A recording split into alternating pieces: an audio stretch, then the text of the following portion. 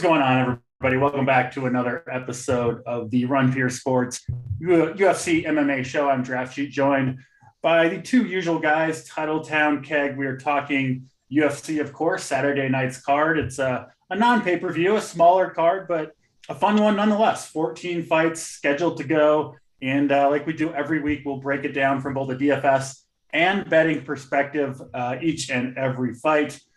Before we get there, though, remember to hit that like, hit that subscribe, get all the content here at Run Peer Sports. Don't miss a video. Title, what are your thoughts on the fights this weekend and, NBA playoffs? I mean, it's a baseball. It's a fun time of year right now. I mean, man, like USFL, I know you'll say the promo code with that. 100K up top, that's tomorrow. Yeah. Like, so much golf, the showdowns. I'm sweating. Are you getting in the USFL streets, Title? I mean, man, like I think I have to, like, at least start because Bruce is on the plate. I see 100K up top, and it's a new sport, so people don't really know what to do. I think I'm just gonna take the variance on and try to get that 100K.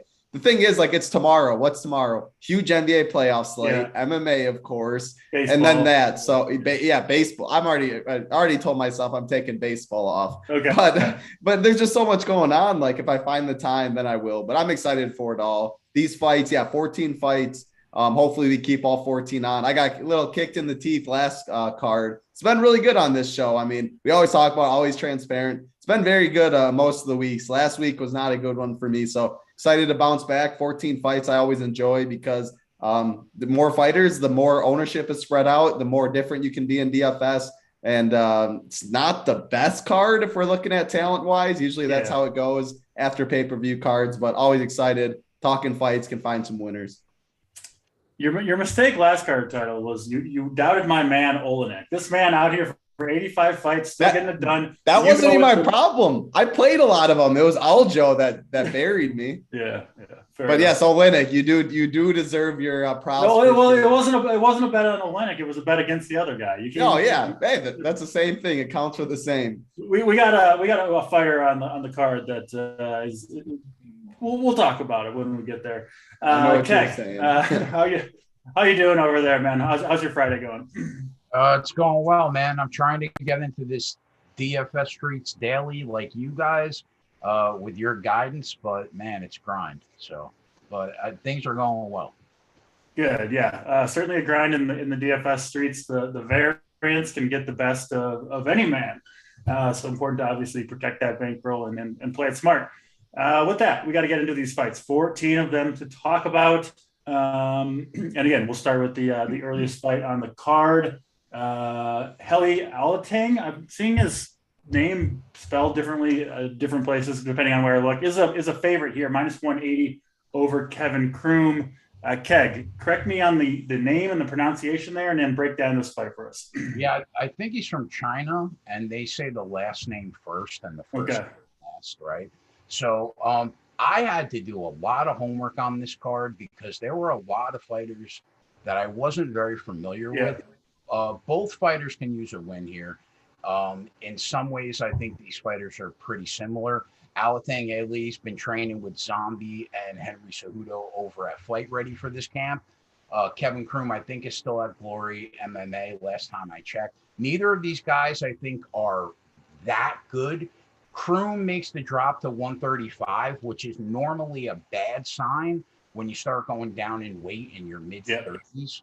I think that he's huge for the division. His offensive wrestling game isn't bad early on, but it tends to get worse as the fight goes on. Striking leaves a lot to be desired, in my opinion, but he does throw a ton of volume, and he does have a 7-inch reach advantage. Now, Aletang Ali hasn't been impressive enough in the cage, in my opinion, to warrant betting on him as a $1.80 favorite, but I think that his wrestling game is better than what we've seen thus far, and I think Cejudo and Fight Ready might have Aletang Ali come out with a wrestling-heavy game plan here, would shock me. So as far as his striking, I think it sounds probably better than Croom, but the volume just isn't there.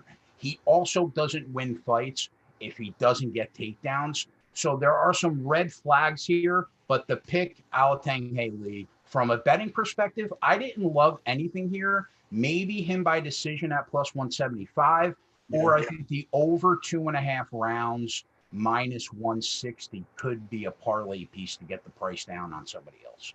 Yeah, based on how you described the fight maybe going down, that Aletang decision plus 170, like you mentioned, could be a one I'd be interested in. Title, how do you see this fight going down, and what are you doing from a DFS perspective here? I mean, man, these are the tough ones because it's kicking off a card on a lower level card, and there's just so much variance already in MMA. Like fights like this can go so many different ways. So I already automatically just lean the dog. I don't think either are very good. You're giving me a 6-inch reach advantage, a 6-inch height advantage with Croom on the dog, which I mean, that's a lot. He's going to look like the much bigger fighter for sure when they're in the octagon together. Aletang doesn't throw volume, so on the feet, I lean Croom because he'll be winning minutes, I expect. He'll be actually throwing something. He'll have the reach advantage, so he can touch him up, I think, at distance. The power, probably Aletang. We've seen Croom's chin be tested. Croom came into the UFC against Roosevelt Roberts. He fought at 155. His next two fights, Alex Caceres, Brian Kelleher at 145. This fight at 135. You don't see that very often, especially as Keg's saying, the age. It's not like this is a 24-year-old or something. 135, it's going to be interesting. We've already seen in the past sometimes, like against Alex Caceres, shoots for all these takedowns. He can't secure them. He gasses out. Then he's just a whole different fighter, as anyone is when they're tired. So I don't know where it goes. I mean, Aletang, he's a fine wrestler. If he gets the takedown, though, Croom wants the fight on the mat. He has 10 submissions or 10 victories by submission of his 21. He's best when it's on the mat. So he has an active guard. Is he going to be able to get some close submission attempts? Is Aletang going to be able to control him? There's so many questions, so many unknowns. I'm going to go with the dog and Croom. It's plus 100, plus 110, right around there to finish. If this fight finishes, you definitely will take either of them in the first fight of the card. Like I'm not expecting some big boy scores. We have 14 fights, but there's a lot of fights that are expected to go decision, not the biggest scores I'm expecting. So you'll take any finish. I'm leaning the dog in 7,400 in Croom. I'm not going to let this fight determine my night, though, where if Aletang gets a finish, I'm not going to be dead. I'll have some of him because of that, but no confidence really over here. Croom is my pick. You say Croom's moved down two divisions, 155 to 145 to 135. It's like I can't beat these guys. Let me try some smaller dudes. Still can't win. Well, the thing is, he won that 155 fight because it was by standing guillotine. Okay. But yeah, I mean, I don't know what he's doing. I agree with everything Title said. It's just like Croom's just not that good, and he's not. Neither is Aletang. I don't know. I agree. This is a scratch it off and move on. That was kind of my takeaway from almost all of these fights, is that I'm not really impressed with either guy. And I'm like, those aren't the fights that are – it's hard to handicap those ones, right? When you don't really like either fighter. And it's so why not take the plus money is how I look at it. Totally. The best MMA bet of the weekend is tonight. Tomorrow's card is rough, man. Well, do you want to give it to the people? The best bet of the weekend? Corey Anderson tonight against Nemkov. I think he's a top 3 light heavyweight in the world right now after what I saw from Magomed Ankalaev in his last fight. And I think that Corey Anderson, since going to Bellator, has proven that the light heavyweight division in the UFC compared to Bellator are just two totally different animals. His wrestling and ground and pound are on another level. I think plus 145 was a gift. You can get him by knockout at plus 400. I think after how I saw Nemkov struggle in the first round against Ryan Bader, I think that you're in a great spot to get some plus money tonight. And AJ, what's the number? I'm going to tell you here, but what should I be tailing? You should take. I have a half unit on Corey Anderson by knockout at 4-1 at FanDuel. And then I took him on the money line for a unit at plus 145. Might not have that number now, because we threw it on there a little early, but still plus 135. Yeah, I think the fight should be a pick'em at worst. All right. Well, first thing I do when we get off the show, I'll be tailing Keg on Corey Anderson. I don't really follow Bellator much, so the tail there, I love it. Let's go on to the next fight for this UFC card, though. Over to the women's division, Estela Nunez and Sam Hughes going to duke it out. Nunez coming in minus 230. I guess you can find her minus 200 some places, so shop around if you're betting her. Nunez, Hughes. Let's start with you, Title. What do you see here? Again, not a very good fight. I'm not excited for this one. Low level women's MMA. It's a clash of styles is how I'm looking at it, though. Nunez wants to keep it on the feet. Her striking's pretty solid. She throws decent volume.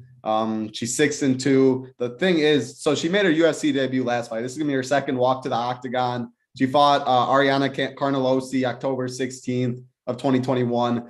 That fight on the feet, she was having success. But as always with Nunez, is she doesn't have great takedown defense. She struggles when she is on the mat. And Carnelosi ended up getting a third-round submission, 5 takedowns, and controlled her a little bit, eventually got the sub. Sam Hughes wants to get the fight to the mat. She's 0-3 in the UFC. She has a 5-4 record. Sam Hughes is not good. I'm not trying to tell you she's good at all. She's fought pretty good competition in the UFC, though. Tisha Torres, good fighter. Loma Lukmi, good fighter. Luana Pinheiro, good fighter. So she's at least 0-3 against good competition. She is tough. She'll take one to give one. Her striking defense is poor for sure, but her grappling is where her strong suit is. Her takedown offense isn't great, but Nunez's takedown defense isn't great. So something's going to give in this fight.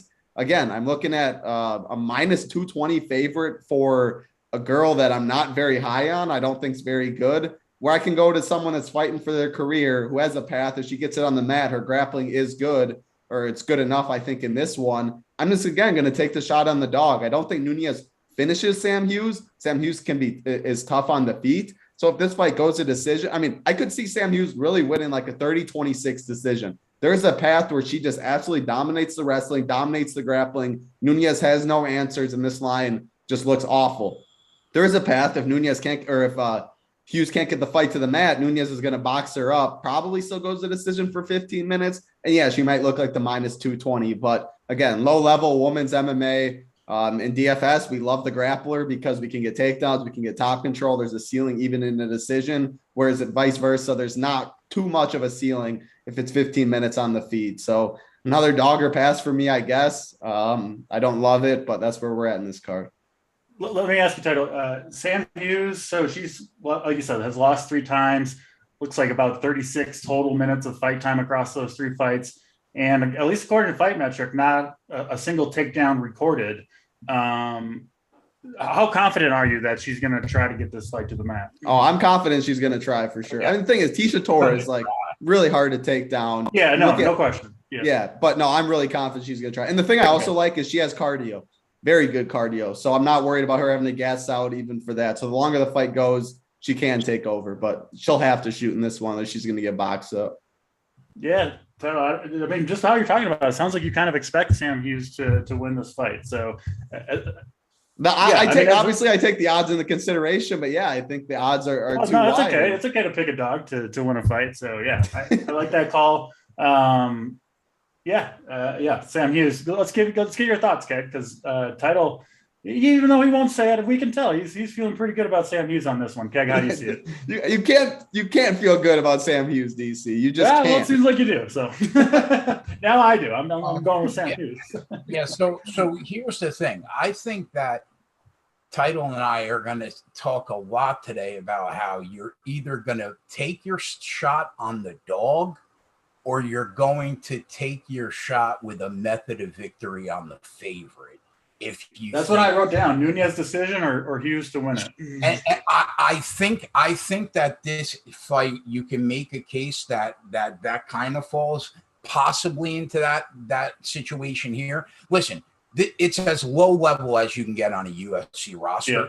Yeah. She comes in, like Title said, fighting for a job, 3 straight losses, but you can make excuses. Her debut was against Tisha Torres on short notice.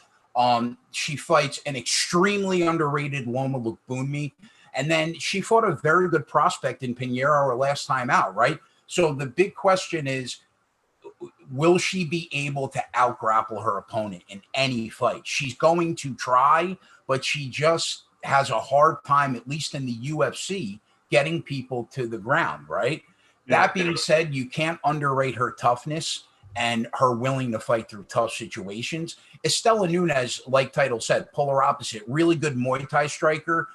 She's won 50 of her 54 Muay Thai fights in her career. The issue is none of those have the threat of going to the ground. So we know that if she stays on her feet, she's going to look like a $6 favorite. If the fight goes to the ground, Sam Hughes is going to look like a $6 favorite, right? So I think that I lean taking the shot with the Stellan Nunez by decision at around even money, only because Sam Hughes has had a hard time getting people to the ground in an octagon. So, and I do think that she doesn't have a prayer on the feet. So yeah. I lean taking the decision, but I completely understand why Title says, give me the plus 185. I'll take a shot with Sam Hughes. I get it. Yeah. It makes sense to me. These Muay Thai strikers, oftentimes they struggle when they get pressured, right? Put up against the cage. Just, they're not trained in takedown defense. So I'm going to ride the Sam Hughes train with Title, whether it's his official pick or not. I'm making it. It's my official pick, but you just cannot have that much confidence. My one last thing to say about that is what worries me is she was taken down. What worries me is Nunez was taken down multiple times by Carnelossi, right? But at the same time, Sam Hughes was out grappled by Loma Lubunmi, which is a bad look, right? Yeah. So, I mean, I don't know. It's up in the air. I hear you. We'll move on to the next fight. Another grappler, Jordan Levitt, who quite a few takedowns. I think he is, kind of almost primarily a grappler. You guys can correct me if I'm wrong on that one, against Trey Ogden. In terms of the betting odds, it is Ogden a slight favorite, minus 140 or so. And we'll go over to you, Keg, first for this one. Levitt is the guy who's kind of like a peculiar guy. Is that right? He's weirdo. A little. What's that? Weirdo. Yeah. Okay.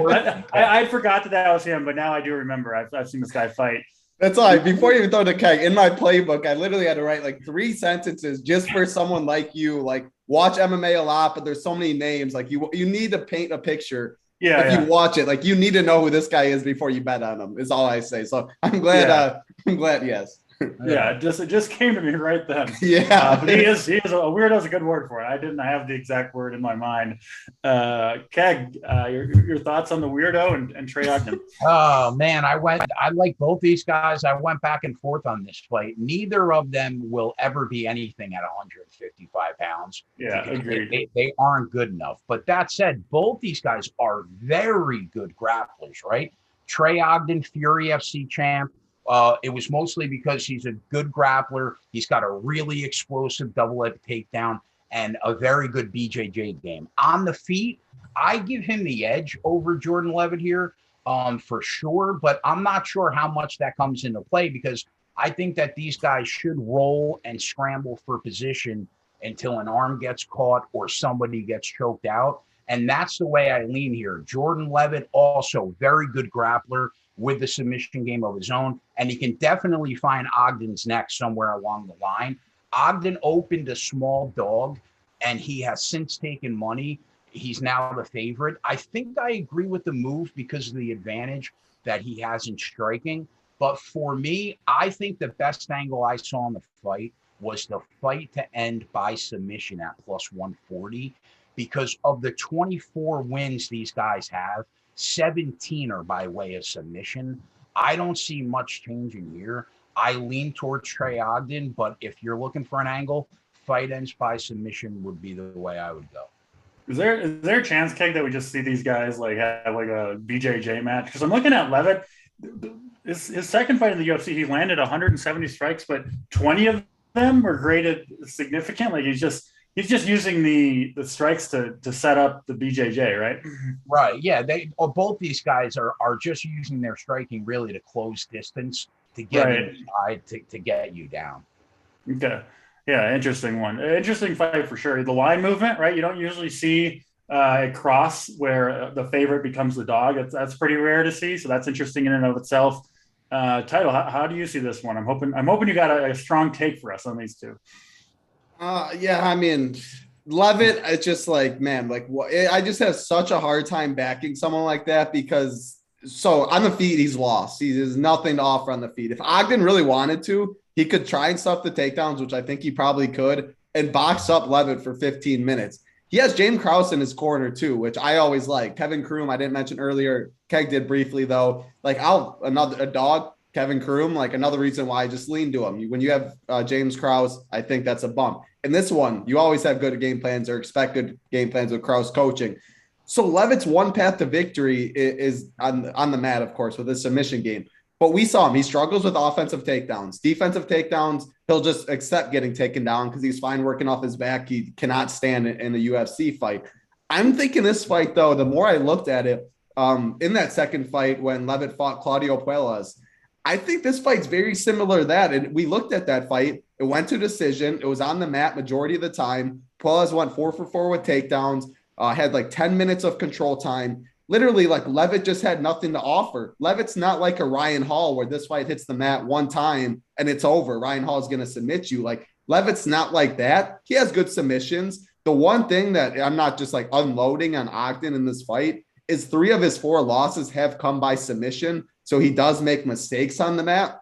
Levitt, of course, could find one of those mistakes, but I don't think like his grappling is what people talk about it as. Like that Puelles fight was just real. I mean, Puelles was never in any compromised situations. He was on the mat on top, rolling with them the whole time. Again, a good grappler himself, but Ogden has 11 wins by submission too. So I don't want to put my money behind this Levitt guy. I don't know if it's because he's a little weird. He rubs me the wrong way. It's a UFC fight. It's different. I don't know. But man, at the end of the day, just give me Ogden. He's got way more paths to victory. And Levitt was gassing out. Like he was tired, even scrambling around on the mat after the first round against Puelles. Like that's a concern. I agree. If you're going to bet a side, I think Ogden is the way to go. I think that the submission is because if Jordan Levitt's going to win a fight, 70% of the time it's going to be by submission so far in his career. And I think like if he's going to win, he's going to catch Trey Ogden. But I agree. I agree with you, Title. I think that he could definitely outbox him for 15 minutes on the feet if he could stop the takedowns. And the decision props plus 225. So I like that call. I just worry, man, that once they start rolling around, both these guys are good enough where somebody makes a mistake. 17 out of 24, that's a big number. Well, no, yeah, and for sure. And in DFS, you look at it like 8,300 for Ogden, 7,900 for Levitt, minus 150 to end inside the distance on a fight that's going to be on the mat. Like I'm going to play both of these guys for sure. It just like it all adds up that way. But I can definitely see this going like the Puelles fight. I'm not going to be all in on it. Because like this Puelles fight literally seems, do you not see this like the same similarities, Keg, where Puelles, and it was pretty boring. Neither of them were in any harm pretty much any of the time, but Puelles was just beating him into every single position. Levitt was gassed. And how did Puelles score in that fight, Title? Do you remember? Oh, he scored. Yeah, he definitely scored pretty. He had like 10 minutes of control time, 4 takedowns. I think it was like a 90 something. I'd have to pull it up and look. Does that make you like Ogden some in DFS?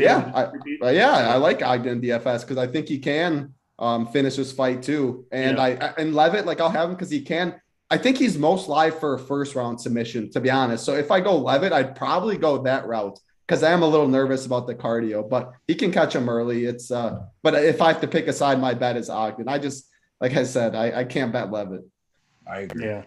Fading the Monkey King, all 3 of us. Go Trey Ogden. We'll go to the next fight. We'll go from two grapplers to 2 guys, 2 heavyweights that I expect to throw down. Expected to be, actually, no. Martin Buday, pretty big favorite, minus 240 or so. Chris Barnett is plus 200, of course. And this one is expected to finish inside the distance. Minus 400 is the lowest line I can find on doesn't go to decision. So this one should be, conceivably one of these guys probably going to get knocked out in this one. Big height advantage for Buday. Barnett is 5'9" and 265 pounds, which is impressive, I guess, in its own right. Both these guys, Buday 6'4", 265, so that makes a little more sense. Should be a slugfest here, Keg. Who do you see hitting the canvas first? This was the second pick on this card I felt most confident about. After watching Buday take the huge shots that he did against Lorenzo Hood in Contender Series and just shake it off like it was nothing and walk forward, I don't see how Huggy Bear does absolutely anything to win the fight because I don't think he could win a decision, right? And I don't think that he's going to be able to catch Buday with anything crazy like a spinning kick because he's so short and the guy's almost 6'5". It's like 6'4.5". Buday is a legit heavyweight. So the decision is like, how do you take him, right? I wish I had the confidence that Huggy Bear could last 15 minutes because the decision prop on this guy is plus 550. And it becomes interesting if he just pins him against the cage like he did against Hood. But I don't think he's going to. I think that eventually Huggy Bear's probably going to gas out and this guy's going to take over. And, you know, the knockout prop at like minus 110 is probably the way that I'm going to end up going. But I wish I had the balls to take him by decision at plus 550. Yeah. But I'll go Buday knockout. Or you could throw him, I think, in a 2-fighter parlay because last I checked, the price wasn't awful. What's his money line right now? You can find 230 at places. Yeah, that's not bad at all. Yeah. To be honest, I might bet that straight also. I like it. I mean, I was watching the Buday tape of his last few fights, and he is like pretty happy to grind people up against the cage, use his strength, and he appears to be pretty good at it. You would think he would be able to do that against a guy who's got 7 inches and like, you know, I mean, just a way, way, way bigger dude. Like, I'm sorry, but if you're 5'9", you should not be fighting a heavyweight. It just doesn't, you know, you're not a legitimate heavyweight. Like, go down and fight someone your own damn size at a smaller weight class. It makes no sense. One thing, the underrated look here, he's a brown belt, right, in BJJ, and he's going to have him up against the cage probably, like you just said. Yeah. It's not out of the realm of possibility that plus 350 submission prop, this guy hits that off too. But I think the most likely outcome you have to think is by KO. Yeah, I think he's just going to, frankly, manhandle Chris Barnett is how I expect this fight to go down. And you can probably beat him in a number of ways. I'm pretty high on Buday on this fight. Title, what's your take on Barnett and Buday? I mean, this is more of just like I'm fading Barnett. Like after that last fight, I was on him the last fight against John Vellante. Vellante, I don't think trained in 2 years for that fight. And he won the first round in that fight, which just shows like Chris Barnett's not a UFC heavyweight. He's here to provide some entertainment. He took a fight on short notice. Dana kept giving him fights. He had one of the craziest and most entertaining knockouts. But like, there's levels to this, and I'm not saying Buday is going to be any good in the UFC. Frankly, I'm not really sure. But he doesn't have to be that great in this fight. Yeah, I think he can take this fight on the bench in the clinch and just hammer him with knees, hammer him with elbows. Yeah. He's the much bigger guy, much bigger reach advantage.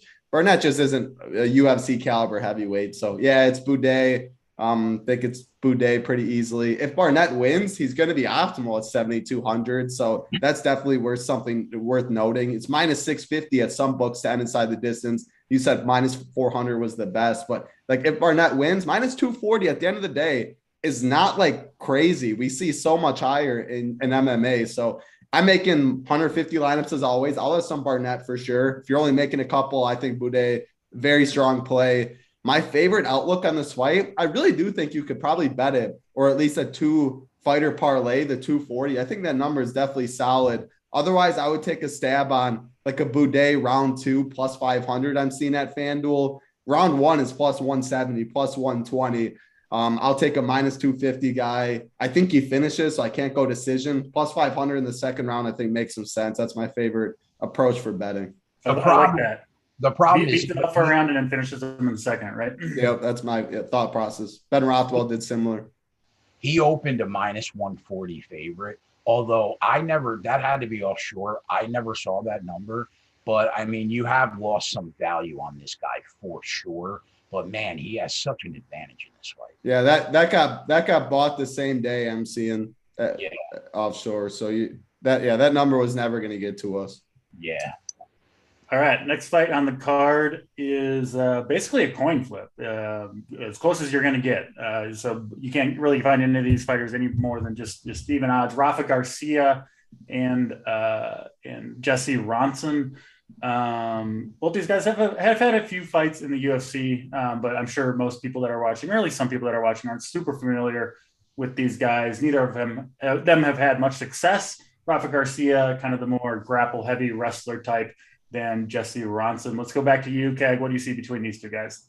Yeah, for people that have been watching MMA a long time, you know who Jesse Ronson is.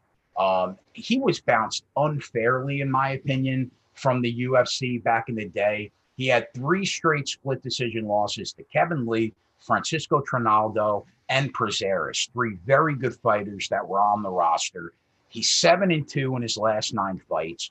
Nobody expects him to beat Nick Dalby last time out, right? He beats him. It gets overturned for a tainted supplement, supposedly. He does 20 months USADA suspension. Now he's back, 36 years old, past his prime for sure, but he is a well-rounded fighter. And 17 of his 21 fights are by finish. He gets you out of there. The striking game is solid. His counter game in the pocket is strong. He has a nice little submission game. And I think he's a pretty solid fighter. Rafa Garcia, good solid wrestle boxer, right? That can catch you in a submission and basically not much more. His cardio could be a concern because he definitely slows down as the fight progresses. But his last 5 fights, he's either won or lost by decision. So he hasn't found the finish lately.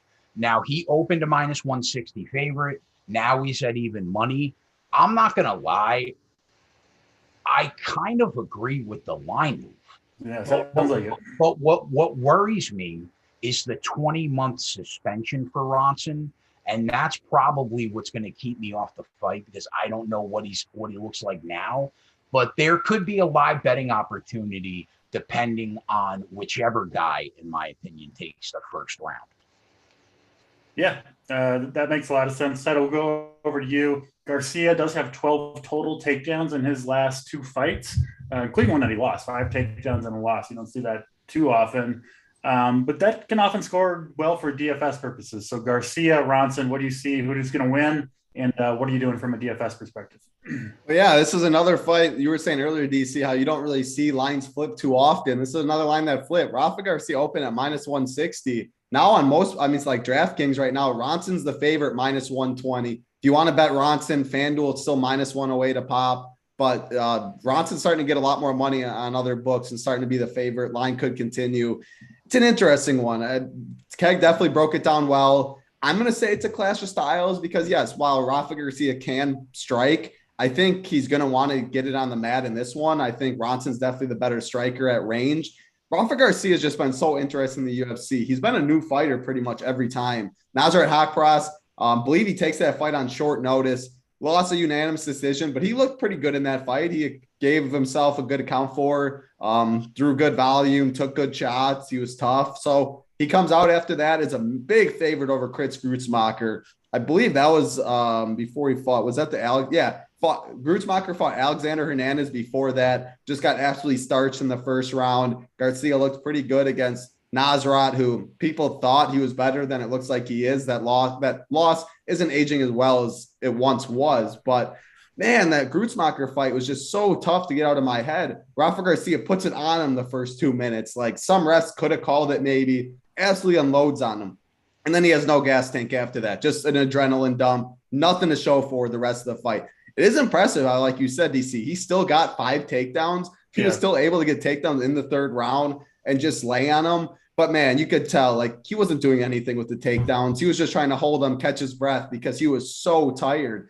The cardio is a concern in this one because he rebounds from that, though, and does get 7 takedowns in his next fight and the win, right? Maybe learn something. Yeah, the Natan Levy fight, that's where I was going to go. Then the next fight, he actually does look pretty good. 7 takedowns is a lot. Cardio definitely looked a lot better. So what Rafa Garcia are we going to get? Are we going to get that one where he can have success on the mat? Maybe. In DFS, you have to have interest. Like 12 takedowns in the past 2 fights. You have to have some interest at 8,300. No, he's 8,200, excuse me. And if the Ronson closes as the favorite at $200 less, then the ownership even skews even more. So I definitely do have interest in Garcia. But I think Ronson, for all the reasons Keg said, like no one expected him. Dalby has a pretty good chin. Drops him. He submits him in the first round. The 20-month suspension is definitely tough, but at 36 years old, maybe that was the best thing that could happen for him. Instead of taking damage on the chin, the longer that you age, like the worse that can be. Maybe he's been at the gym absolutely grinding. There is some unknowns. You have to take some unknowns. The line movement makes me feel better. I think on the feet, he can have the advantage. He hits pretty hard. The longer the fight goes, if he gasses Garcia out, if he stuffs the takedowns, he can finish this fight. So really close fight. We're not telling you anything Vegas isn't telling you. I'm going to go with Ronson. I do like the striking advantage more. I think he can keep it on the feet enough. But that's why in MMA, I write the playbook for 20 entry max and below. I think that's a sport you play a lot of lineups so you can get both sides of a fight. And I think Garcia will have some too for sure because of the wrestling. But I'm going to go with Ronson. Yeah, makes sense. We'll move on to the next one. Biggest favorite on the card is Drakkar Klose against Brandon Jenkins, who is making his official UFC debut. He did lose, I think, on the Contender Series in his last fight. But yeah, Klose minus, depending where you look, minus 600 to 700. So obviously expected to win this fight handily. It is not that big of a favorite to finish inside the distance, which you normally see with fighters that are this heavily favored. Title, we'll start with you here on this one, Klose and Jenkins. So, yeah, there's a lot to go into this one. So, Drakkar Klose, he's coming out. His last fight was in March 7th of 2020. That was against Beneil Dariush, and he got knocked out. He got knocked out in the second round, a pretty nasty knockout too. But if you're fighting Beneil Dariush, and before that fight, he had 3 wins, Lando Venata, Bobby Green, Christos Giagos. Like, those are 3 really good wins too. Drakkar Klose, if he shows up 75% of what he was before he left, I think he can beat or he can win this fight for sure. If you look on the other side, Brandon Jenkins, his last fight, it was his UFC debut. It was against Zhu Rong. The man just had nothing to offer, really. Like, he got finished in the 3rd round, punch and bag. He has nothing off his back. He can get taken down. They call him the human highlight reel because on the feet, he throws crazy combinations. If he lands, you can go to sleep. He does have 10 of his 15 wins by knockout. But if those don't land, he's pretty much just left out to dry. And Drakkar Klose is a really good fighter. I will say he did miss weight by 0.75 pounds pretty much right before he came on here. Someone in Discord tagged me. And I guess he looked awful on the scales too. When you're seeing -6, what's that? Drakkar Klose. Drakkar Klose, that is. Really? Yes. And when you see -600, -800 on a tough weight cut, he has an hour to cut those 0.7 pounds. That obviously shows that he did try to make the weight, which I know we talk about on the show. Yeah. If a fighter doesn't try and cut those extra pounds, you can use that to an advantage. He's obviously trying. He's talked about how, like, him and Jeremy Stevens in the face-offs, when Jeremy Stevens shoved him, he says he's still having problems to this day, he says, from that shove, which is another thing you don't like to hear. Just a lot of things that you don't like to see when it's -600, -800. But I just do not think Brandon Jenkins is any good. I also think, like, yeah, you said it's like slightly favored to finish. You see Drakkar Klose -115 to finish. He isn't a finished fighter. He's mainly a decision fighter. 7 of his 11 wins have gone to decision. He can wrestle. I think that's the easiest path in this one. He doesn't throw the most volume on the feet. If he wrestles, he can have success for sure. I'm now worried about that gas tank a little more, though. So I'm going to have to reevaluate a little bit. I don't want to get any Jenkins in DFS. I might now because I am nervous the longer this fight goes. In that weight cut, but Drakkar Klose is a way better fighter, and the odds are going to tell you that. But I am not betting or getting close to anything with the Drakkar Klose prop with the price right now because there's worry, right? There's definitely worries.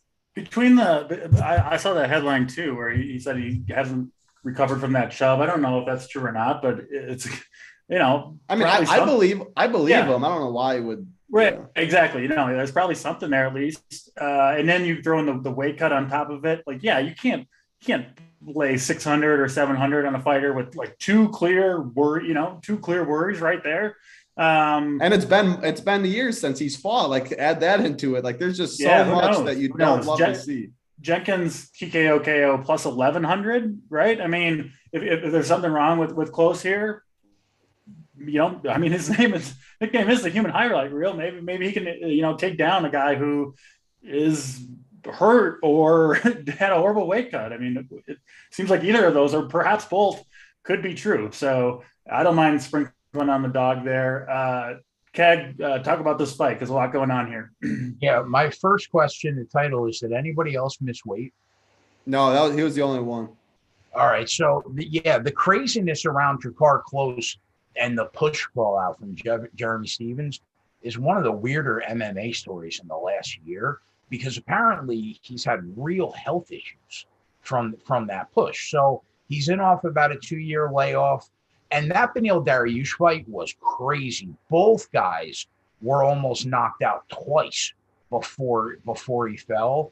Now, why Brandon Jenkins is on a UFC roster in 2022, I'm not sure.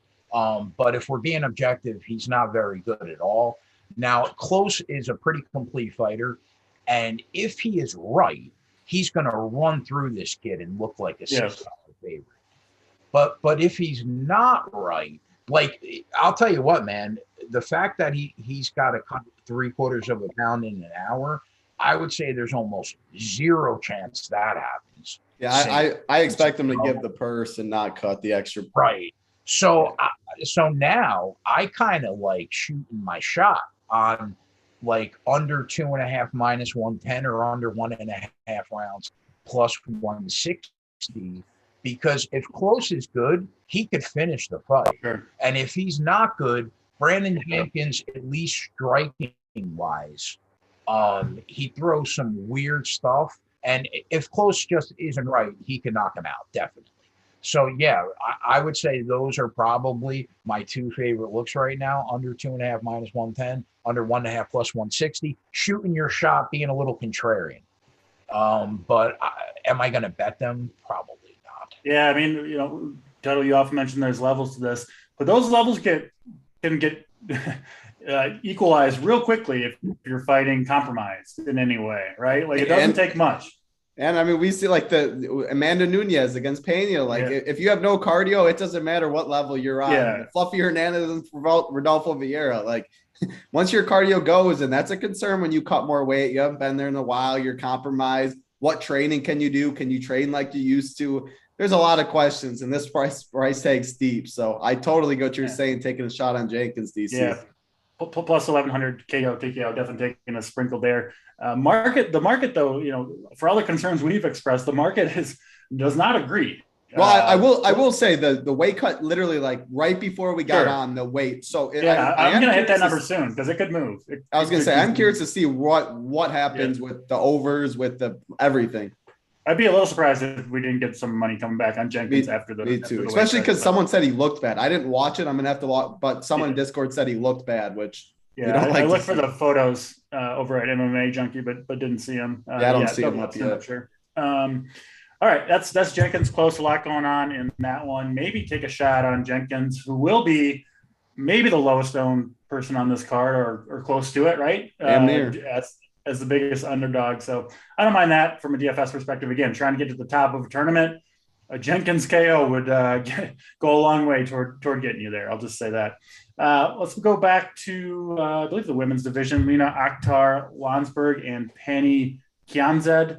Kianzad, a minus 400 favorite here. So I believe the second biggest or third biggest favorite on this card. Keg, we'll go back to you. What do you see between Kianzad and Lonsberg? It's hard to be confident back in Lena Lonsberg at this stage in her career at 40 years old. These two women they have a bunch of history. They were at the Sweden Nationals for shoot fight championships. Penny won a gold, Lena won a silver. In 2012, Lena's first pro MMA fight, she fought Penny. She came out on the short end again. Here she is now, 40 years old. It all comes full circle. My issue with the fairy tale ending for her is like, I just don't see it. Penny is just a better MMA fighter at this point in her career. And she's a decade younger. She probably has the edge on Lonsberg everywhere, aside from maybe ground and pound. But I don't see the elbow queen in a position to use those elbows. So Penny opened a $3 favorite. It's moved to $4.20.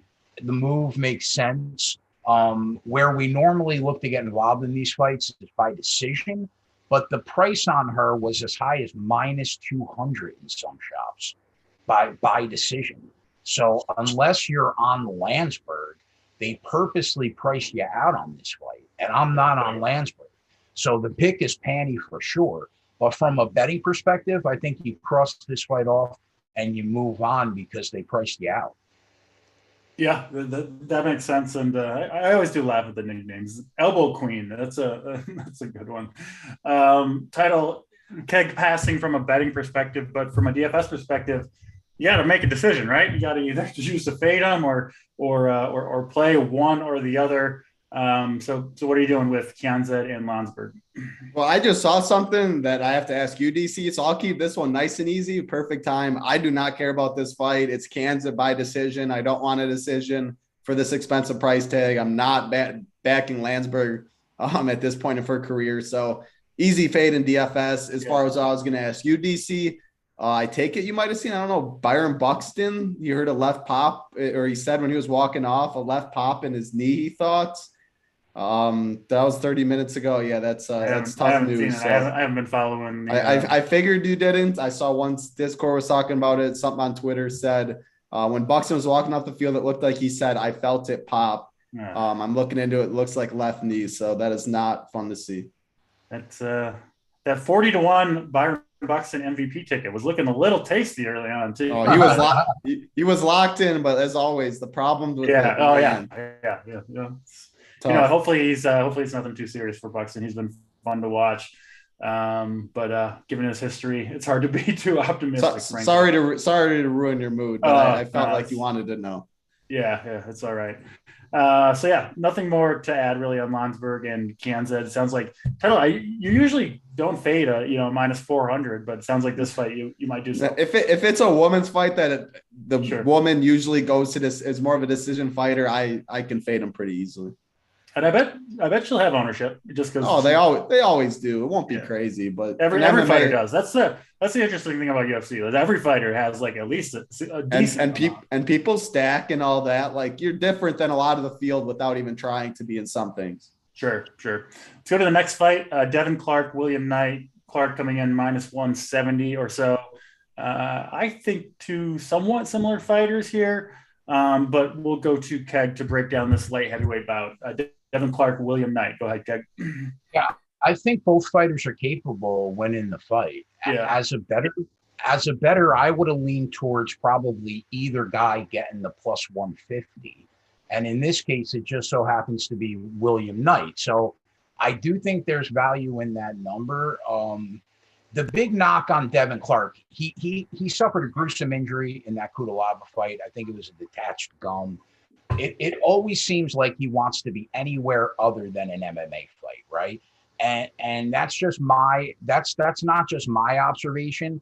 Dan Hardy, who's probably the best in the game at breaking down MMA and getting into people's heads, like he notices things like that, and that's a concern to me because I value his opinion. Now Clark, he's a former judoka, former wrestling champion. He's going to want to get Knight against the cage, wear him down, work the takedown, but he doesn't react that well to getting hit. And William Knight's going to hit him hard. So I expect Knight's gas tank to be a little better than what we saw in his last fight. And while Clark showed heart, I thought, against Kudalaba, he didn't do anything to stop Kudalaba from punching him in the face. So I think at the end of the day, I'll side with Knight at plus 150. If you want to shoot your shot, you could take Knight at KO at plus 350, but there's no guarantee that he gets the kill shot. He could win a decision also. Yeah, that's the way I had basically the same kind of take as you, Keg, where just like I'll just take the dog money, right? Where on a fight that looks pretty damn close to me, I wouldn't be, you love getting a dog when you wouldn't be surprised whatsoever to see them win the fight. That's kind of how I see Knight and Clark. How do you see this one, Title? Well, this is the other fight on the card that I think the weigh-ins and stuff is important because William Knight's now stepping up to heavyweight. He fought like the last fight was supposed to be at 205 against Grisham, and he's the one that weighed in at 213. He took the fight on short notice, but he missed by like 8 pounds.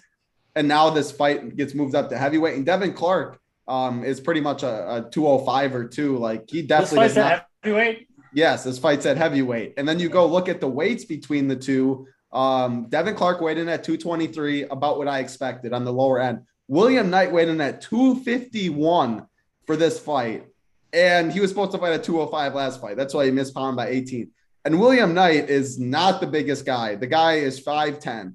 So, man, we're talking like Chris Barnett. No 5'9" guy should be a heavyweight. Blah blah blah. Well, Chris Barnett and William Knight look just the opposite of each other. Barnett's got that beer belly that's hanging down, and William Knight's absolutely ripped. So it'll be interesting. But he's not a 251. Like, how hard is he training? How much is he really trying for this fight?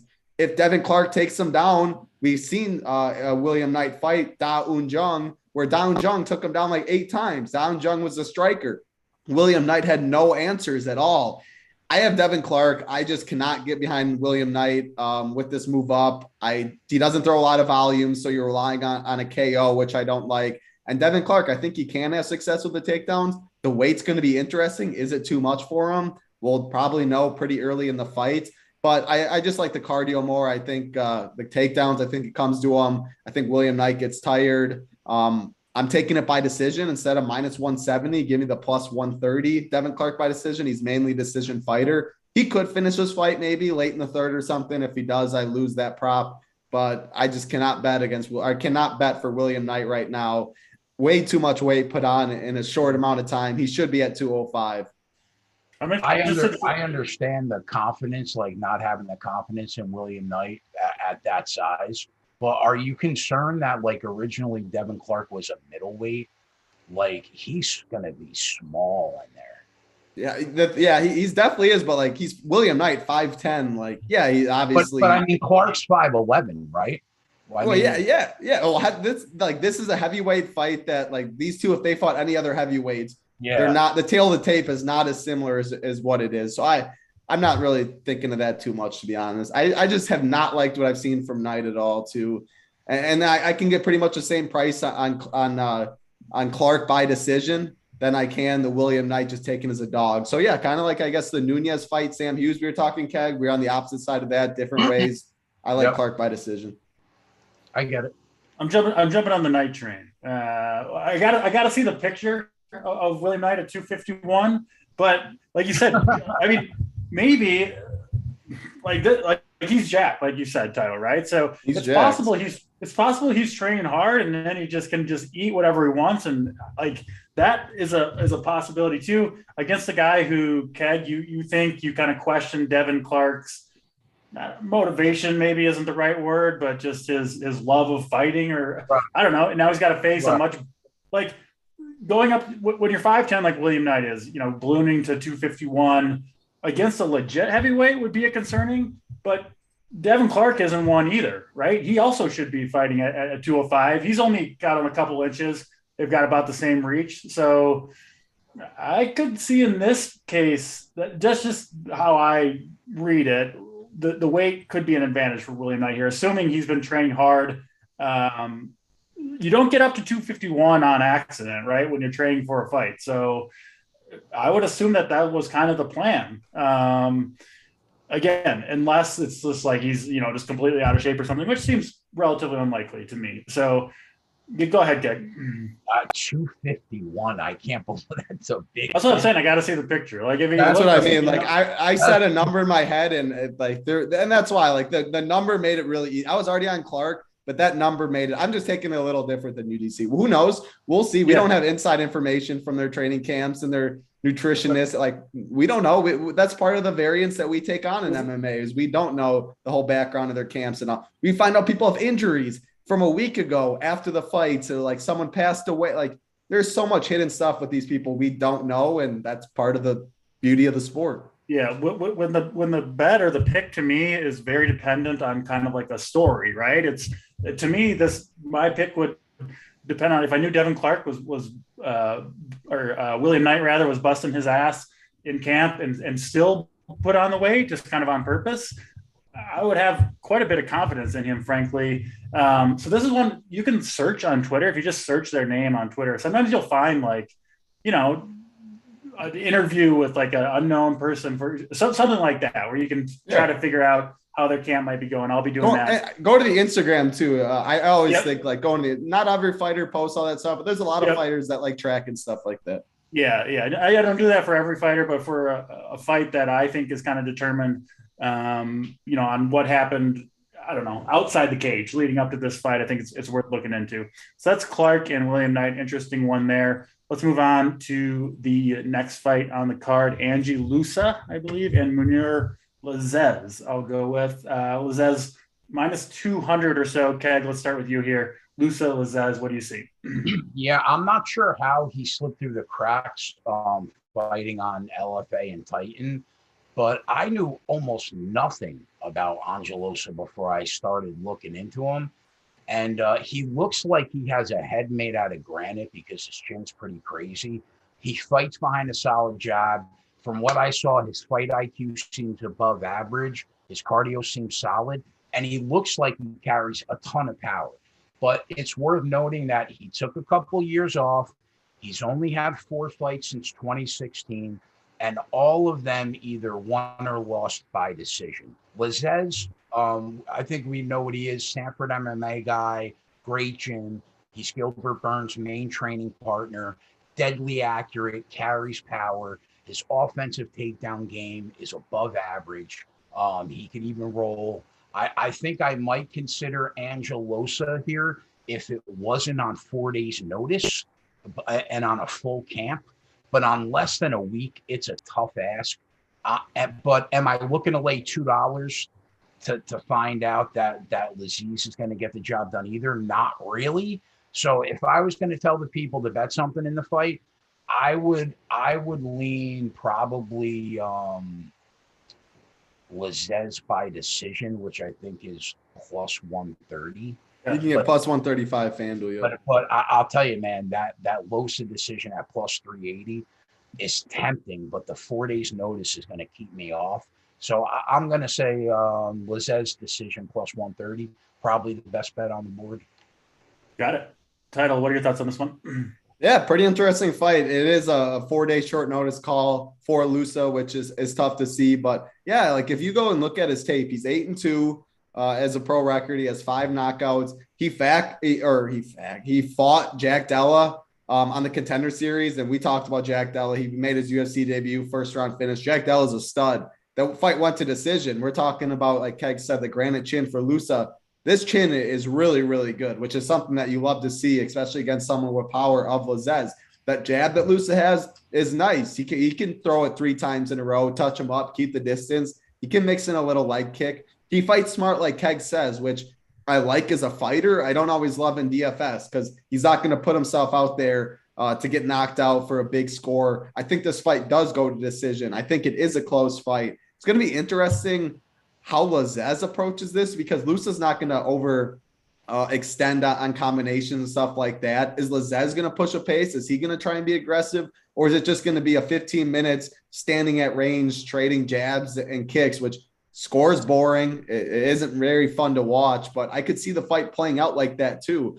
I don't think Lazez has takedown, or I don't think he's going to have success getting takedowns. I don't think Lusa will. I really think it's a 15-minute standing. And I think it's a really close fight. And when I'm looking at all these odds, I know Keg brought it up. He's on the other side, though. But I'm seeing plus 400 Lusa by decision. Yes, the short notice is a little concerning. Oh, yeah. But it's a little concerning, the short notice. But he has cardio. I don't think the fight's going to be where you have to use the most cardio if it is on the feet, trading jabs and all that stuff. Plus 400 for a pretty close fight is something I'll take every time. So that's my approach. It's going to make me bet it now. Now I got to bet it. Now I got to ride it with you.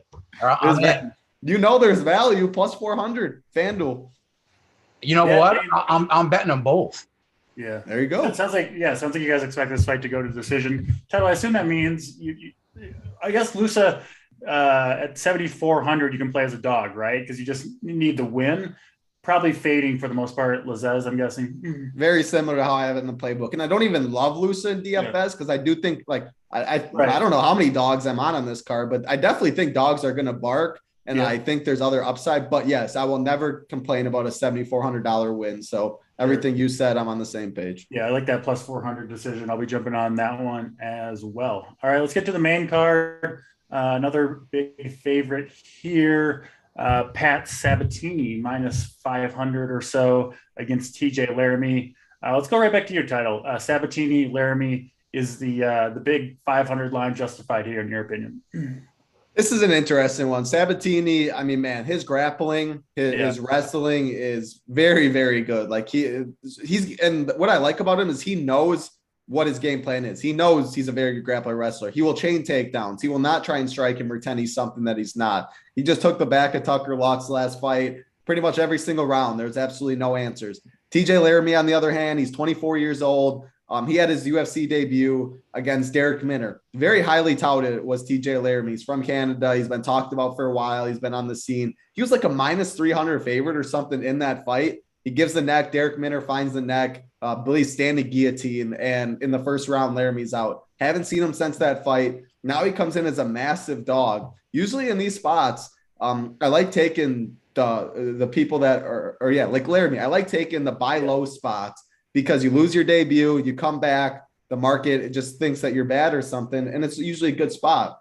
I think the line is probably a little too wide, since Laramie does have the advantage on the feet. When you see -500, you usually want your guy to have the advantage wherever you think the fight goes. So that is something to note. But Laramie, can he KO him? Sure. Do I think Sabatini is going to stand on the feet long enough to give him multiple chances?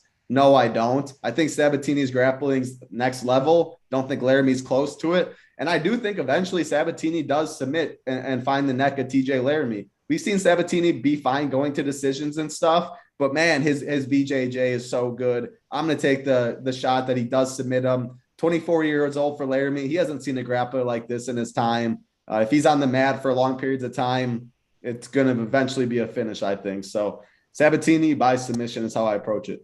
Yeah, it seems like that's kind of the consensus there, and sometimes you gotta ride with the chalk. And it does seem like Sabatini does have a good chance to finish this fight with the submission. Keg, do you see it going down a different way? I think Title just broke down the fight perfectly. Sabatini's been good to Run Pure subscribers. He continues to get it done for us. The decision that you have to make in this fight is: are you going to bet the submission prop, or are you going to bet the decision prop? That really, for me, is the decision, and Title nailed it. Man, earlier in the week, Sabatini by submission was +175. Now it's +140. 160 on FanDuel. Is it 160 at FanDuel? 175 BetMGM. Always price shop, as we always say. I don't think that there's a wrong answer here. I think you're just planting your flag and going one way. Wouldn't you rather take the plus number on submission than lay 400 though? No. I'm talking about you're either going to take decisions plus 155. So right, you're either going to take him to win by decision or submission, right? Gotcha. So I planted my flag that his grappling game is so good that I think he's going to catch him in a submission at +160. That's the price. But if somebody said, yeah, I'm on Sabatini by decision +150, I don't think that's a wrong call either, because I think it's razor thin. I think it's going to be a submission or decision. So you're shooting your shot. I like going for the submission over decision there when I'm pretty damn certain Sabatini is going to be hunting for those, right? He's going to try to submit him. Like, there's not going to be, I don't think, a different game plan for Sabatini where it's like, oh, this fight is going a completely different way than I thought, and the submission's not even a possibility. He's going to get close if he doesn't get it. And I think ultimately the talent gap there should be enough for Sabatini to get the submission. So I'll roll with you on that one, Keg. We'll go to the last four fights on the card. Before we do, I do want to remind everyone, new sport on DraftKings, USFL. They debut tomorrow. We've got great content over on the site, Run for Your Sports, and we do have a promo code, USFL36. We'll get you 36% off your first weekly or monthly payment if you want to join the winning team over at Run Pure Sports. And of course, another great add-on that we have is Keg's live betting package. Keg, why don't you talk a little bit about that? If you have the time to live bet, we offer a live betting package. It's about 20 hours a week. We bet the UFC, we bet the NASCAR on weekends, we bet golf. We'll have Spread and Tyler on for the NBA playoffs. It's worth it. In terms of ROI, the last 5 weeks we're up 80 units on Sundays for NASCAR. If you have the time, it's worth the $10 a week. I encourage everybody to check it out. Yeah, absolutely. Check it out. Keg's live betting package. Money to be made out there. So get in those streets. All right. Last four fights on the card. We go back to the women's division. Mayra Bueno Silva and Yanan Wu. Silva, big favorite here. several big favorites on this card, but yeah, minus 450 to minus 500, depending on where you look for Silva. Keg, we'll let you start this one. How do you see Silva and Wu going down? Yanan's last 4 fights are about as bad a resume as you can have. Lost to Jocelyn Edwards, lost to Mizuki, win over Lauren Mueller, who's 1-6 lifetime in the UFC, and then a loss to Gina Mazzani. So that's really, really bad, right? And that's what she's done in the cage since November 2017. Now, Buena Silva looked better in the loss against Fialho than anything that I've seen Wu Yanan do in years. The problem is she's a $5 favorite right now. So the line opened to pick. I don't remember seeing that. Maybe Title did, but the line's long gone. I don't want either side of the fight, to be honest. I think this is one of those 3 or 4 fights that you just cross off. The pick is Bueno Silva, but from a betting perspective, I don't see any value in this fight, really. Yeah, if there's no value, you're not gonna bet it. So I totally get it on this fight. From a DFS perspective, Title Silva is one of the more expensive fighters on the slate, 9,300 compared to Yanan's 6,900. What are you doing with this from a DFS perspective, Title?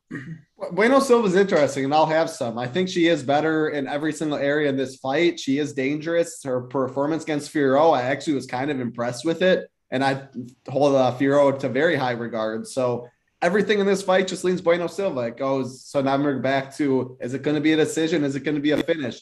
Bueno Silva has finishing ability. She's finished 6 of her 7 fights as a pro. So that's impressive. Her BJJ is her go-to. If a fight gets on the mat, I'd expect her to probably get a submission in this one. The problem is she just doesn't shoot for takedowns ever. She relies on her opponents getting the fight to the mat, and then she'll find the submission, which is really tilting. But does the fight hit the mat? I don't know. The thing is, I also think she can knock her out on the feet, though. Like, she does have power in her hands. Doesn't throw the most volume. It is women's MMA, so a knockout obviously is less likely than men's, but she does have the power. So I think she's live to finish the fight wherever it goes. Man, betting wise, I probably lean inside the distance. Not very confident. I think just taking a whole pass on this fight. You don't need to bet every single fight. Like, we've given out a lot of leans and sides on other fights that are plus money. You can take some off. I think this is a good one to take off for betting. I don't see value anywhere. For DFS, I'll have some Silva. I think she can finish it. The upper tier isn't loaded on this card either, so she gets me 93. 93 could be enough. And then, I don't want any of the other side. Makes sense. Let's go on to the next fight. Expected to be closer. Andre Fialho, slight dog, plus 150 or so against Miguel Baeza. Baeza minus 170 favorite. Title, we'll start with you on this one. What do you see between these two? It's going to be a fun scrap for sure. Miguel Baeza is someone that I definitely, one of my boys, someone that I've backed in every single UFC fight so far. You look at it, it hasn't treated me very well. He's on a 2-fight losing streak. He won his first 3 on the 2-fight losing streak. It's been tough for sure, but man, I just love everything about this guy's game on the offensive side. His striking, love it. Nasty leg kick. Big for the division, good jab, has power in his hands, can mix up offensive wrestling. Just he has a lot of things that you do like. Cardio looks fine. However, his striking defense is awful. And unfortunately, when you fight guys and you fight at this weight class, when you fight guys like Fialho that we're going to talk about, you can't have bad striking defense because Chaos Williams, if he lands on the chin, which he did in round 3, I had Baeza winning that fight. It was a good scrap, but it only took 1 from Chaos Williams, and he absolutely put him away. Chaos Williams hits really hard, but still, Santiago Ponzinibbio, what a war that fight was. Man, one of the better 15-minute fights you will see out there. Baeza beats him up bad early. The low kick he goes to over and over again, which I like. But Ponzinibbio, good cardio. He's tough. He bites down his mouthpiece, and he started clipping Baeza.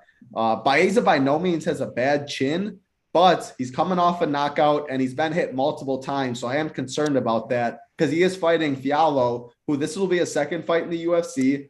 His UFC debut was against Michel Pereira, obviously a very hard UFC debut. That fight was on short notice.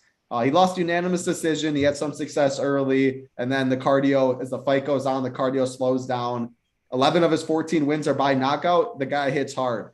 I think this could be a fight where Baeza tends to get in firefights. You're in the center of the octagon, you're in a phone booth, and you're trading. Baeza lands, he lands good volume, but Fialho catches him once. This fight definitely could be over.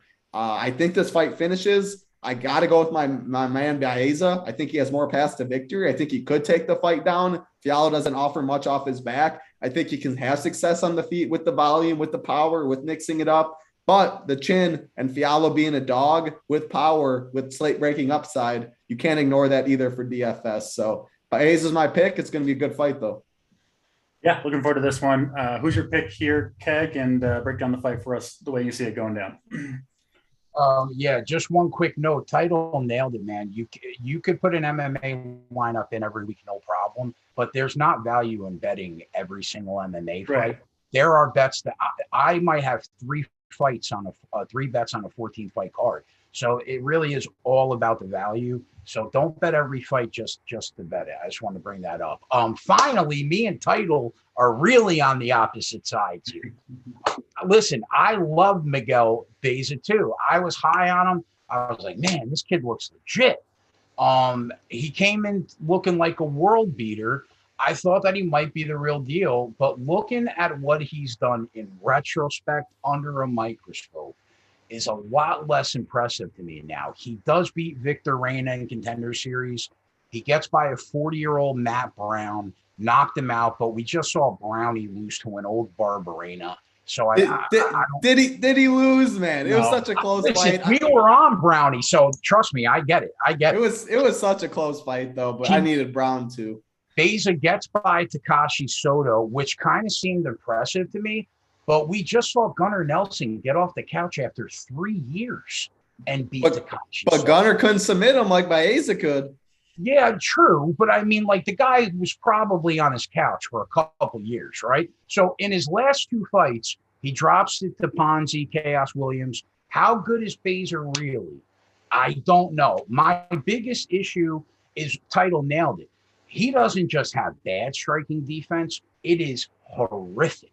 So, like, you can't be that bad at striking defense at welterweight and expect to continuously win fights. I think that's a real problem. You know, he beat Brownie, but Matt Brown almost knocked him out, right? Andre Fialho is a good fighter. People might not know who he is if you don't, but he won 4 out of 5 in Bellator. He had success recently at World Series of Fighting, or whatever they're calling it now, PFL. His fight IQ is top notch. He's never rattled. He fights behind a solid jab. He carries sick power. His gym is top notch. Throw out that last fight because he took it on short notice. It doesn't mean anything here. And I think that Baeza's way, way too hittable. And that KO he suffered last time out, I think, is replaying in the back of his head when the bell rings for round 1. I like Fialho's chances to catch him here and surprise a lot of people. The money line plus 155, I think, is live here. KO prop, give it to me at plus 300. I think you consider that based on the price point too. So me and Title on opposite sides.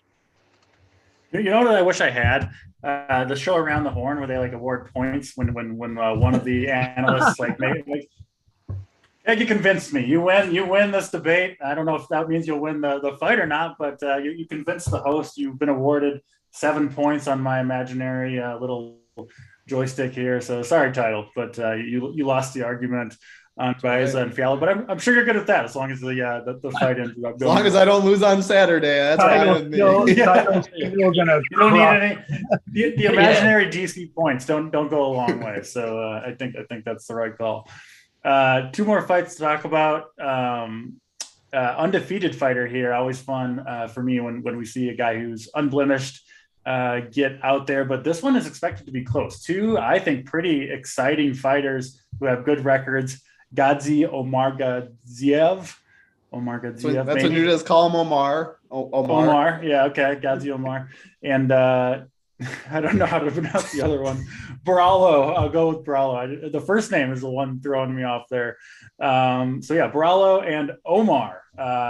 Close to a coin flip. It is Omar who is a minus 130 favorite or so. Title, go back to you here. Does the Omar undefeated record continue after Saturday night? You don't usually see a co-main event like this one. Two guys coming off Contender Series. It's very rare, but I'm all in for this one. I think this is going to be a fun scrap. I think these are two entertaining fighters on a card that's not very good top to bottom. So sign me up for it. It's -150 to end inside the distance. So, I mean, man, this fight's tough. Like Omar, he's 13-0. What do we like? What does he have, DC? He's got that Russian wrestling background, which we always like. I usually lean with that in fights. His striking, no, it's not very good. He's not fighting a very good striker easily. His cardio looks to be on point. The wrestling is on point. He'll hit you in the face when he's on the mat. He can finish you. He's finished 11 of his 13 wins inside the distance, 8 by knockout, 3 by submission. Again, both these guys haven't been in the UFC, both coming off Contender Series, both don't have the most tape. But once I see a Dagestani wrestler that's undefeated, that has cardio, that's just the side I go with. Right, wrong, and different. I don't know. I'm backing him. I see a close price tag. I see the wrestling. Yeah. The other dude very good BJJ. He throws wild stuff on the feet because he doesn't mind being on the mat. But we see how good these runs, and I shouldn't say all of them. They're not all in the same boat. Obviously, there's levels to this. But a good Dagestanian wrestler, we see that it doesn't matter what your BJJ is. They'll grab your back. They'll tie up the legs. They'll stay safe on top. They'll be heavy. They just have been there and done that all these times. I just can't go against that style in MMA. It's the biggest cheat code, in my opinion. The other guy looks really good. It's a close fight. Give me the style I know. Yeah, it's honestly rare to see the Dagestan wrestler not be like a big favorite. We typically see it. I wonder how many units you'd be up if every single UFC fight that's ever happened that featured a Dagestan wrestler and you just bet their money line, no matter what. A lot. No question about it. The problem is you got to win 9 to lose 1. Yeah. But still, you would be up a lot of units. I was gonna say, not always. You were getting a B -310 against Gaethje on his last fight. Like that's true. Yeah, and it's like every fighter, man. They always seem to deliver. They don't win every fight, but even the ones they lose, it's typically you get a pretty good performance out of them. They just never let you down. You feel safe. Your money they fight for your money. They fight for your money. They really do. They really do. So I love backing these guys. I'll probably do it again. Keg, how do you see this one going down? Yeah, I mean, the first thing that stood out to me when I saw the number was, wow, I can't believe the Russian is that low priced. Right. Now, I thought both guys have looked good from the tape I've seen. Gotzi's got a very good grappling game, although his level of competition has not been great. But how he has won has been really impressive. Remember that this is a smaller cage. He closes distance with his striking. He works the takedown.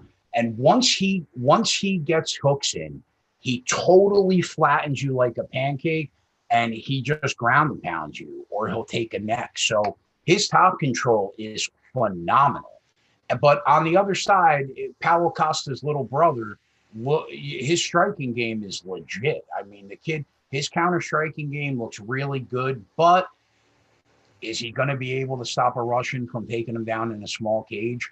I don't know, but I'll pay $1.30 to see it. Yeah.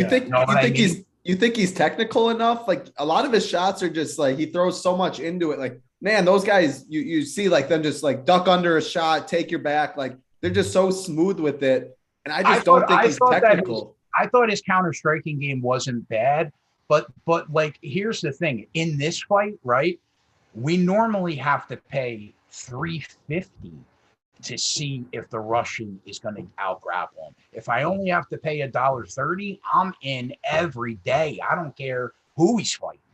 So yeah, give me Omar Gotzi at -$1.30. Yeah, minus 126 on FanDuel too. Barcelos won 3 of his last 4 via decision. Like, you don't typically beat the Dagestan wrestler via decision. That's even a harder thing to do. He is a big dude, though. I think he'll have the athletic advantage, but it just doesn't seem to matter all that often when you're going up against a fighter like Omar. So both these guys are someone I'm going to look to back in the future. I think. Yeah, last week, the Dos Santos against Julio Arce last fight. Oliveira's boy. Like, I'm going to back that Santos guy in plenty of fights going forward. Julio Arce is a complete stud. but you like the spots like that. So go ahead, Ken. It's worth noting that Paulo Costa's little brother took money. Gottlieb opened up like a -155. Is he actually Paulo Costa's little brother? No, but no joke, bro. He looks like he's no, I know he does look like him. That's why I had to ask. No, you're like, what's going on with the last name?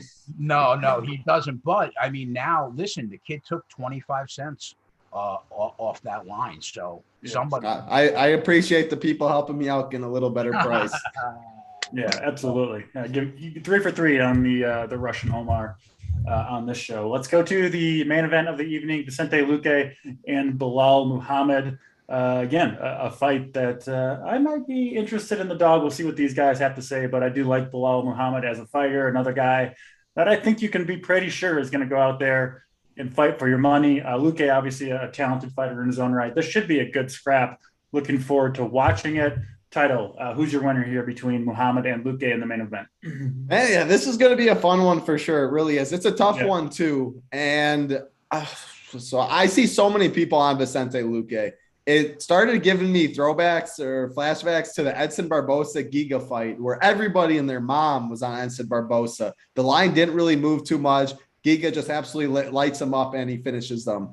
I'm looking at this earlier in the week. I'm like, it's Vicente Luque's fight to lose. Like Vicente Luque, look who he's fought on the feet. He's definitely got the advantage on the mat. Good in BJJ. But the more you look into it, you look at who he's beat. Michael Chiesa, good fighter for sure. Good fight. It was a good submission win. Chiesa took him down. He uses BJJ. He finishes him. Tyron Woodley, bum. Randy doesn't Brown, count for anything. The late career Tyron Woodley was just exactly bum. Randy Brown, fine. Nico Price, fine. All this stuff. 2 big wins. Stephen Wonderboy Thompson is the big one that's kind of tough. 2019, he just gets outboxed by 15 minutes, loses a unanimous decision. Belal Muhammad's coming off a unanimous decision win over Stephen Thompson. You can't just play MMA math and do it like that. But Belal he looked as good as he's ever looked in his UFC career last fight. His forward pressure, phenomenal. Takedowns, he was able to control Wonderboy. Wonderboy had nothing for him on the feet. Whereas Luque could not strike with Wonderboy. Again, MMA math doesn't always work like that. But for DFS, I'm looking at ownership. I'm seeing like 60% to 25% Luque to Belal Muhammad. I deleted everything in the playbook that I wrote about it.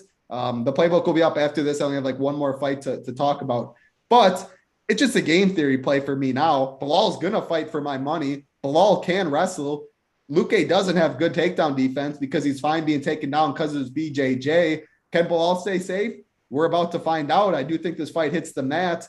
Give me the dog when everybody's on the favorite. Give me the 35 ownership difference in DFS and let me get easily overweight on him. While I'm still underweight on Luque, I'll still have some if he wins. Hopefully I have the right combinations with it, but it's a dog or pass for me too. And I love how everyone else is on Luque.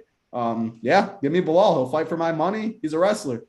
Yeah, I have basically the same analysis as that. This seems like a fight that either person could win. I wouldn't be surprised if it's not like Muhammad's got to get a lucky punch or something to pull off the win as a dog. He could easily be the better fighter here. Just the rightful favorite after we see these two guys fight. It wouldn't surprise me in the slightest. And I'll take the plus 150 and the ownership discount, like you said, Title, and the price discount when all of that's the case. So I'm in on Muhammad here. Keg, how do you see this one? So Title's right. It seems like everybody that I see is on Vicente Luque. Right? Everybody. Usually good to be on the other side on a closely lined fight when everyone's on one side. That's what I see. That I'm telling myself with game theory, with that analogy and all that. Like I pretty much just told myself this morning. I'm like, yeah, I just cannot be on the other side after what I've learned. But so here's where I'm at. I haven't that doesn't really mean anything to me. The other people, I haven't not bet Belal Muhammad as a dog. I went back and checked in 4 years, but that's going to come to an end tomorrow because I really like Luque in this spot. You're losing all the points I awarded you. You just went down. I think that Belal's never-ending pursuit of pressuring fighters and having his lead leg in the pocket for 25 minutes is probably going to get him deaded for the second time against Vicente Luque, especially after how good Luque dealt with Chiesa's grappling Now, granted, I think that Bilal has better top control, but I think that he will be unconscious before he gets whatever advantage position that he's looking for. I went back and I watched that first fight at UFC 205. It was 6 years ago, right? Still the only time that Bilal's ever been knocked out. In that fight, it's one of the only times that I didn't see Belal Muhammad be the guy that was pressuring Luque in the pocket. He respected his power even back then, and he didn't pressure him. Now he goes into the fight, granted, a way more well-rounded fighter than he was 6 years ago, but he now knows he has to respect the power or he's going to get slept. He's the only guy that ever put him to sleep. And in that situation, if that happens, you have Belal Muhammad doing something he almost never does, which is not pressure somebody. And I think that probably isn't going to end well either if he's in the cage doing something that he normally doesn't do. So either way, I don't see it ending well for Belal Muhammad. And it's scary to say that because I backed him every time as a dog, but I'm going to say I already bet Vicente Luque by KO at plus 250, but I didn't bet the money line yet. And one thing to keep an eye on, he opened a minus 210 favorite, right? So the money line's dropped and it's down to minus 175, I think, in some spots. I expect that to continue to drop leading up to the couple hours of the fight because Belal Muhammad is a well-respected fighter that will, like Title said, will always fight for your money. But I do think a couple hours before the fight, we'll see that eventual buyback that we see in the MMA market. But I held off on the money line because I think it's going to continue to drop through the night. But yeah, I'm probably going to be on Luque money line and by KO. Little scary because I've been on Belal so much. Yeah, you should be scared, Keg. You should be scared. I'm scared. I am scared. I'm scared. You're having such a good show. 13 fights. I'm sorry. DC can predict the future. He's already telling you get everything right, Keg, but this one. 13 straight fights of great analysis, 90 minutes, and you completely blow the main event, and you get it all wrong. 13-1's not bad. I'll take it. We'll take that. We'll take the 13-1 from Keg. It's all good. He'll be just fine. That'll wrap it up. Always fun talking fights with you guys. Should be a fun card as always, and hopefully we'll get to the top of those DFS contests and win most of our bets outside of Keg's Vicente Luque bet. I hope that one loses spectacularly. That'll do it for us. We'll be back, I think, next week or 2 weeks at the most, breaking down every UFC card. Thanks for joining us. As always, join the movement over at Run Pure Sports. Promo code USFL36 for 36% off your first weekly or monthly payment. That'll do it for Keg, for Title. I'm DC, and we'll check you next time. Good luck, everybody.